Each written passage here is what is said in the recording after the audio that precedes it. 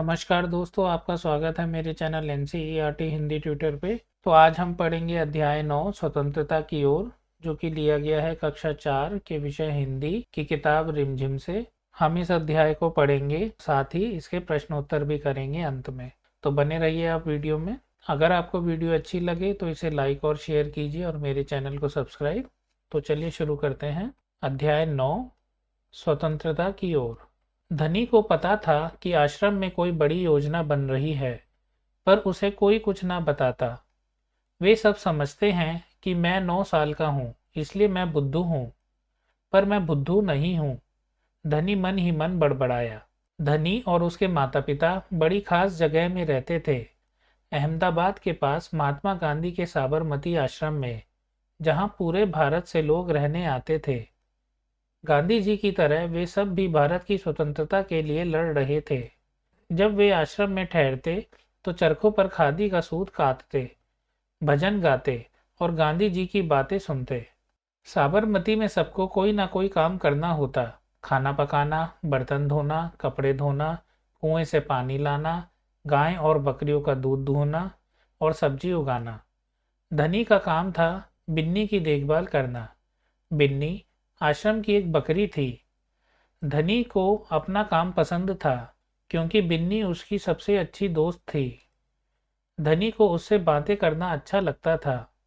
उस दिन सुबह धनी बिन्नी को हरी घास खिलाकर उसे बर्तन में पानी डालते हुए बोला, कोई बात जरूर है बिन्नी। वे सब गांधी जी के कमरे में बैठकर बातें करते हैं। कोई योजना बनाई जा रही है, मैं सब समझता हूँ। बिन्नी ने घास चबाते हुए सिर हिलाया, जैसे कि वह धनी की बात समझ रही हो। धनी को भूख लगी। कूदती फांदती बिन्नी को लेकर वह रसोई घर की तरफ चला। उसकी माँ चूल्हा फूंक रही थी और कमरे में धुआं भर रहा था। अम्मा, क्या गांधी जी कहीं जा रहे हैं? उसने पूछा। खांसते हुए माँ बोली, वे सब यात्रा पर जा रहे हैं। यात्रा? कहाँ जा रहे हैं? धनी ने सवाल किया। समुद्र के पास कहीं। अब सवाल पूछना बंद करो और जाओ यहाँ से धनी। अम्मा जरा गुस्से से बोली, पहले मुझे खाना पकाने दो। धनी सब्जी की क्यारियों की तरफ निकल गया, जहाँ बूढ़ा बिंदा आलू खोद रहा था।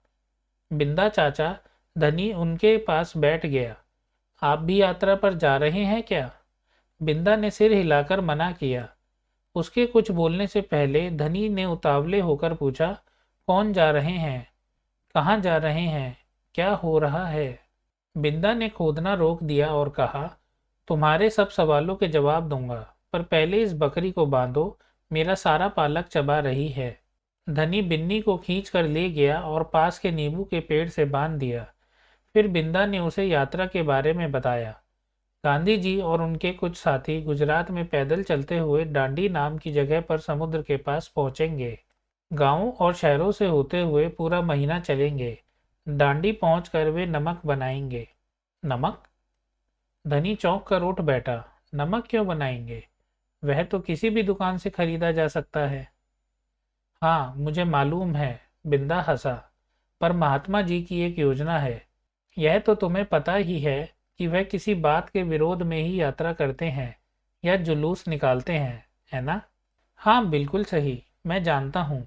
वे ब्रिटिश सरकार के खिलाफ सत्याग्रह के जुलूस निकालते हैं, जिससे कि उनके खिलाफ लड़ सकें और भारत स्वतंत्र हो जाए।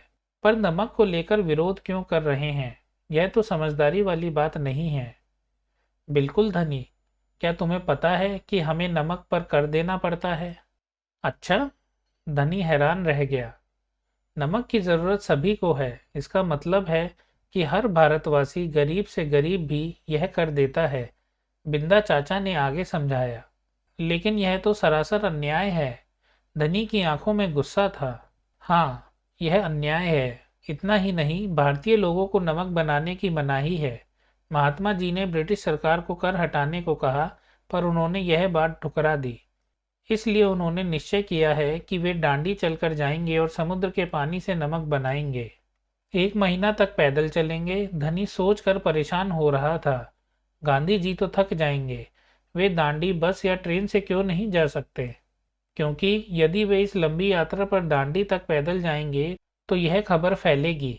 अखबारों में फ़ोटो छपेंगी, रेडियो पर रिपोर्ट जाएगी और पूरी दुनिया के लोग यह जान जाएंगे कि हम अपनी स्वतंत्रता के लिए लड़ रहे हैं और ब्रिटिश सरकार के लिए यह बड़ी शर्म की बात होगी। गांधी जी बड़े ही अक्लमंद हैं, है ना? धनी की आंखें चमकी। बिंदा ने हंसकर कहा, हाँ वह तो है ही। दोपहर को जब आश्रम में थोड़ी शांति छाई, धनी अपने पिता को ढूंढने निकला। वह एक पेड़ के नीचे बैठकर चरखा काट रहे थे। पिताजी, क्या आप और अम्मा दांडी यात्रा पर जा रहे हैं? धनी ने सीधे काम की बात पूछी। मैं जा रहा हूँ, तुम और अम्मा यहीं रहोगे। मैं भी आपके साथ चल रहा हूँ। बेकार की बात मत करो धनी, तुम इतना लंबा नहीं चल पाओगे। आश्रम के नौजवान ही जा रहे हैं। धनी ने हट पकड़ ली। मैं 9 साल का हूँ और आपसे तेज दौड़ सकता हूँ। धनी के पिता ने चरखा रोककर बड़े धीरज से समझाया, सिर्फ वे लोग जाएंगे जिन्हें महात्मा जी ने खुद चुना है। ठीक है, मैं उन्हीं से बात करूंगा। वह जरूर हाँ कहेंगे। धनी खड़े होकर बोला और वहां से चल दिया। गांधी जी बड़े व्यस्त रहते थे, उन्हें अकेले पकड़ पाना आसान नहीं था, पर धनी को वह समय मालूम था जब उन्हें बात सुनने का समय होगा। रोज सुबह वे आश्रम में पैदल घूमते थे। अगले दिन जैसे ही सूरज निकला, धनी बिस्तर छोड़कर गांधी जी को ढूंढने निकला। वे गौशाला में गायों को देख रहे थे। फिर वह सब्जी के बगीचे में मटर और बंद गोभी देखते हुए बिंदा से बात करने लगे। धनी और बिन्नी लगातार उनके पीछे पीछे चल रहे थे। अंत में गांधी जी अपनी झोपड़ी की ओर चले। बरामदे में चरखे के पास बैठकर उन्होंने धनी को पुकारा, यहाँ आओ बेटा। धनी दौड़कर उनके पास पहुंचा। बिन्नी भी साथ में कूदती हुई आई। तुम्हारा क्या नाम है बेटा? धनी, बापू। और यह तुम्हारी बकरी है? जी हाँ, यह मेरी दोस्त बिन्नी है, जिसका दूध आप रोज सुबह पीते हैं। धनी गर्व से मुस्कुराया। मैं इसकी देखभाल करता हूँ। बहुत अच्छा। गांधी जी ने हाथ हिलाकर कहा, अब यह बताओ धनी कि तुम और बिन्नी सुबह से मेरे पीछे क्यों घूम रहे हो? मैं आपसे कुछ पूछना चाहता था। धनी थोड़ा घबराया। क्या मैं आपके साथ दांडी चल सकता हूँ? हिम्मत करके उसने कह डाला। गांधी जी मुस्कुराए। तुम अभी छोटे हो बेटा, दांडी तो बहुत दूर है। सिर्फ तुम्हारे पिता जैसे नौजवान ही मेरे साथ चल पाएंगे। पर आप तो नौजवान नहीं हैं, धनी बोला। आप नहीं थक जाएंगे? मैं बहुत अच्छे से चलता हूँ, गांधी जी ने कहा। मैं भी बहुत अच्छे से चलता हूँ, धनी भी अड़ गया। हाँ ठीक बात है, कुछ सोचकर गांधी जी बोले, मगर एक समस्या है।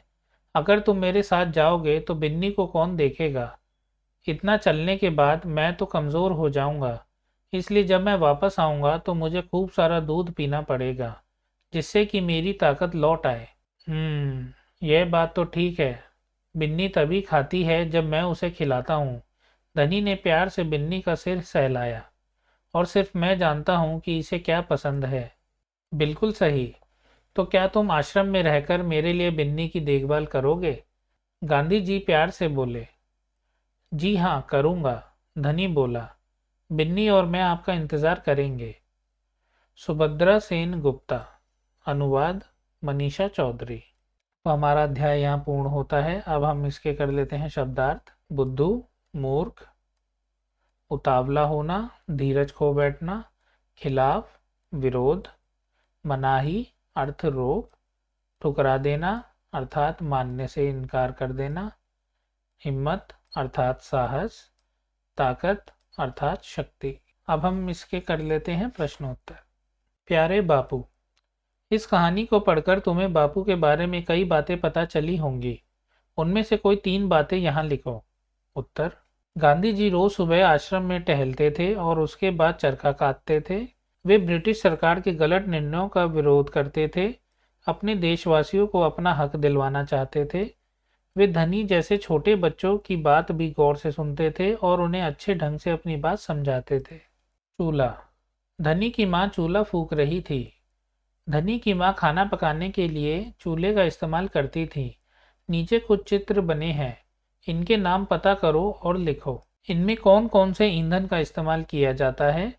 तुम्हारे घर में खाना पकाने के लिए इनमें से किसका इस्तेमाल किया जाता है? उत्तर। स्टोव, स्टोव में मिट्टी का तेल इस्तेमाल किया जाता है। हाथ से बनाए मिट्टी के चूल्हे में लकड़ी का इस्तेमाल किया जाता है। गैस स्टोव में एलपीजी गैस का इस्तेमाल होता है।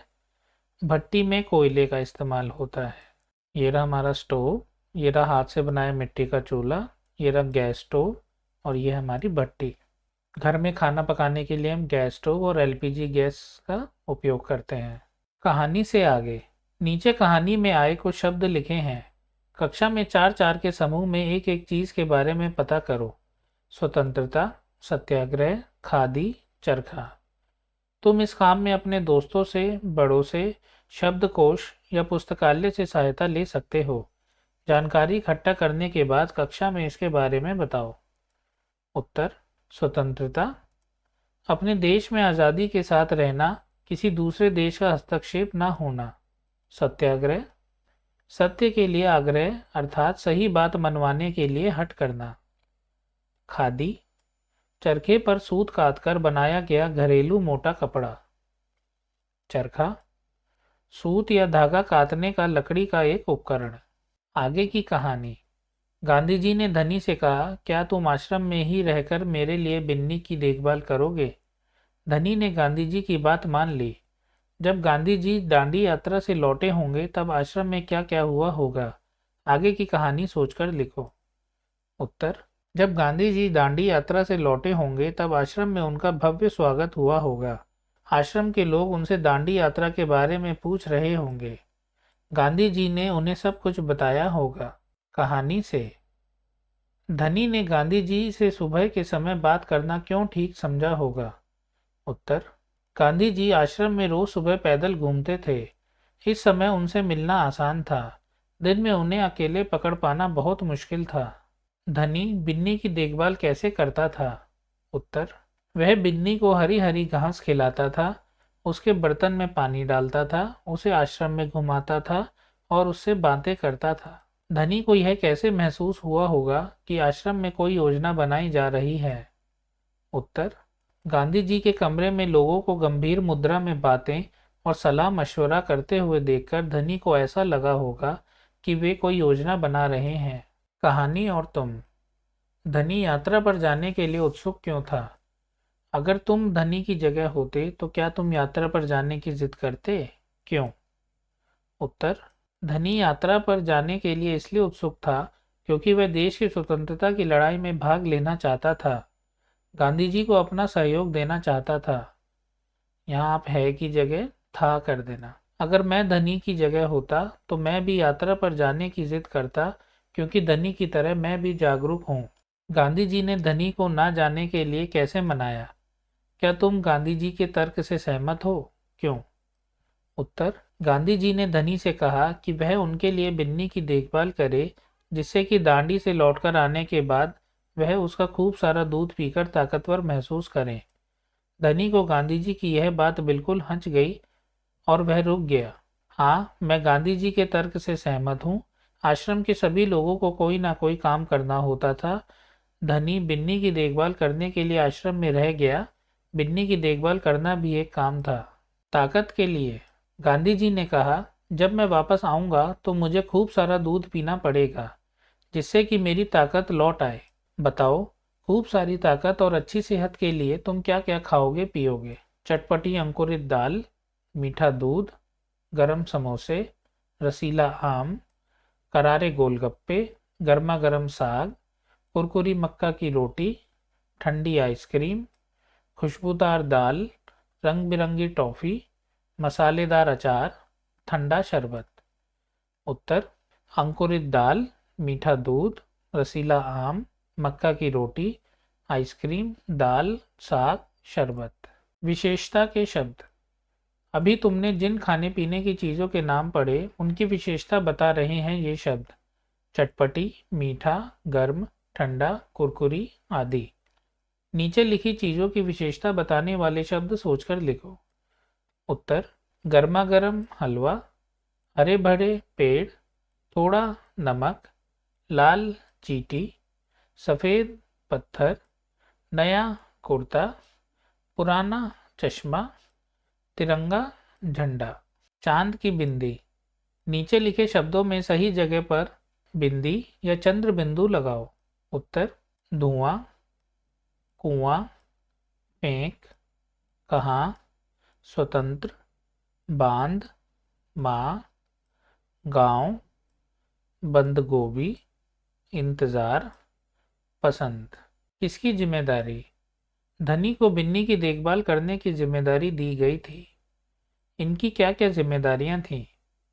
माँ, पिता, बिंदा। उत्तर: माँ, आश्रम के लोगों के लिए खाना पकाना। पिता, चरखा काट कर धागा बनाना। बिंदा, आश्रम में तरह तरह की सब्जियां उगाना। तो दोस्तों, यहाँ हमारे प्रश्न उत्तर समाप्त होते हैं और अध्याय के अंत में गांधी जी के चित्र दिए गए हैं, उन्हें हम देख लेते हैं। पोरबंदर, यहाँ गांधी जी का जन्म हुआ था। प्राथमिक विद्यालय राजकोट, जहाँ गांधी जी पढ़ते थे। गांधी जी 7 साल की आयु में। ऐसे थे बापू। गांधी जी और कस्तूरबा सुबह सैर करते हुए। महात्मा गांधी प्रार्थना सभा में। महात्मा गांधी काम करते हुए। महात्मा गांधी और रविंद्रनाथ टैगोर शांति निकेतन में, पश्चिम बंगाल। महात्मा गांधी लिखते हुए। महात्मा गांधी तुलसी का पौधा लगाते हुए। महात्मा गांधी पत्र पढ़ते हुए। तो यह थे कुछ चित्र जिनसे हमें बापू के बारे में पता चलता है। तो दोस्तों, हमारा अध्याय 9 स्वतंत्रता की ओर यहाँ पूर्ण होता है। इस वीडियो में हमने अध्याय पढ़ा, उसके शब्दार्थ करे और प्रश्न उत्तर भी करे अंत में, और बापू के चित्र देखे जिनसे हमें उनके बारे में पता चलता है। आशा करता हूँ आपको यह वीडियो अच्छी लगी होगी। अगर आपको यह वीडियो अच्छी लगी तो इसे लाइक कीजिए और अपने दोस्तों के साथ इसे शेयर कीजिए। अगर आपने मेरा चैनल अभी तक सब्सक्राइब नहीं किया तो इसे सब्सक्राइब कीजिए और बेल आइकन भी दबाइए ताकि नई वीडियोस के नोटिफिकेशन आपके पास पहुंच सकें। मिलते हैं कल नई वीडियो में एक नए चैप्टर के साथ। तब तक आप अपना ध्यान रखिए और बड़ों का आदर कीजिए। धन्यवाद।